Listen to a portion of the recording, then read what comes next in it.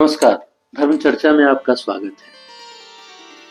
हम लोग देखते हैं कि पूरे रघुनाथ जी के जीवन वृत्त में श्री लक्ष्मण जी उनके साथ साथ चलते हैं, हमेशा उनके परछाई, उनकी छाया के रूप में साथ रहते हैं। श्री लक्ष्मण जी के जब चरित्र की आप चर्चा करते हैं तो आवेश की बात होती है, क्रोध की बात होती है, जिद की बात होती है, थोड़ा चुहल की बात होती है। जब आप देखते हैं परशुराम जी का संवाद आता है या शूर्पणखा का संवाद आता है। श्री लक्ष्मण जी का रघुनाथ जी के प्रति समर्पण अद्वितीय है, अद्भुत है।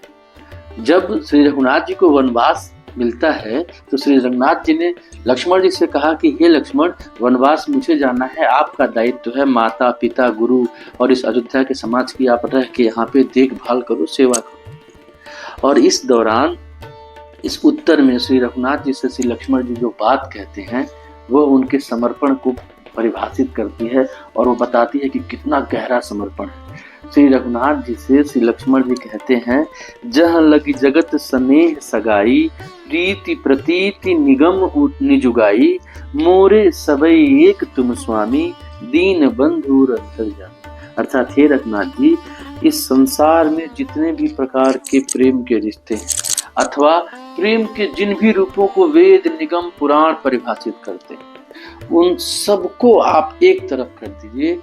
मेरे सबको मिला के वह एक ही मेरा प्रेम मैं जानता हूँ और वह मेरा प्रेम सिर्फ और सिर्फ आप में है, मेरा किसी दूसरे से कोई लेना देना नहीं है। और हे दीन बंधु, हे दीनानाथ, आप तो अंतर्यामी हैं, तो मैं जो कह रहा हूँ इसके साक्षी आप हैं कि मैं सही कह रहा हूँ। इसके पहले वाली लाइन में श्री लक्ष्मण जी कह देते हैं, गुरु पितु मातु न जानो काऊ, कहूँ स्वभाव नाथ पतिया।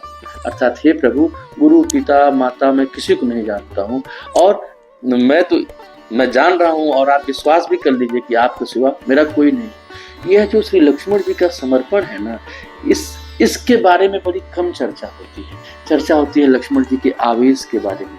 और अगर हमको आपको रघुनाथ जी को पाना है तो फिर यही रखना पड़ेगा कि मोरे सबई एक तुम स्वामी, दीन बंधु अंतर्यामी। पहला वाला जो छंद है, मोरे सबई एक तुम स्वामी, इसी को रटते रहिए। भगवान फिर आपको छोड़ेंगे नहीं, अपनी छाया में आपको समाहित कर लेंगे। धन्यवाद।